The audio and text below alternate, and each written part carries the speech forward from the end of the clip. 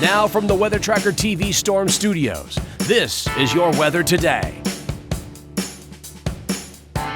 Here's Chief Meteorologist William Cole. All right, folks, here we go. Right out of the gate on this Tuesday. And I tell you what, for some folks out there, it's a back to work Tuesday. Of course, yesterday was Columbus Day, and again, some of us were off. So again, as we, at least some of us, head back to work today, really looking now at the rest of your work week forecast. It looks hot. And in fact, temperatures, the way it looks, will be trending above normal. But the good news is, as we get a little bit closer to the weekend, looking over all the latest weather charts this morning, I am picking up on another one of those blue lines. It's a cold front. It's going to be showing up. We're going to talk about the timing on that. Could there be any opportunities of rain and storms in our immediate future? Again, details on that coming up as well. But again, this is where we start our Tuesday. And in fact, even as we go through the day, again, you can see increase in cloud cover. It's the one thing you're going to notice today. It may even become generally cloudy as we go through the afternoon.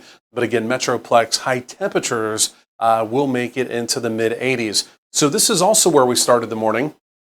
And these were your morning lows. Generally lower, a few mid 60s out there. It was a touch less cool out the door this morning, but again, generally speaking, very pleasant even here in the Metroplex. A lot of 60s showing up. In fact, you have to look down to Lancaster. You'll find a 59 down there a little bit earlier this morning. So why the cloud cover?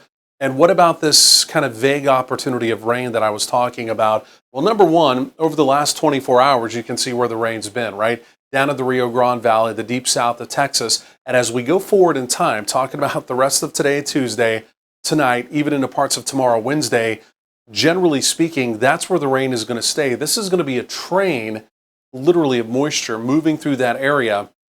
And they're going to have round after round after round of rain, a little bit of thunder mixed in down there. The reason why, Hurricane Lydia, this is what's left, a max right there. So this is a flux, right? F-L-U-X, flux of tropical moisture that's going to be moving through the deep south of Texas. It's going to get razor close, and I mean maybe one or two counties south of North Texas. So again, razor close, but I think right now, most of North Texas, we essentially miss out on all of this moisture. And over the next couple of days, we get some cloud cover. You'll notice that. But again, I don't think we get any raindrops. I think we do remain completely dry. And in fact, the opportunity of heavier rain, maybe even some localized flooding concerns, it remains fairly well compact, right? Down into the deep south of Texas. But again, like I mentioned, flooding may become just a bit more of a concern, especially tonight and into parts of tomorrow, Wednesday as well. But I do want to skip ahead in time now, because talking about that next blue line, right, that next cold front, we do have a weather maker, but it's well up here into the Pacific Northwest. In fact, it's currently out of the Pacific Ocean, just south of the Gulf of Alaska. You can see it's spun up.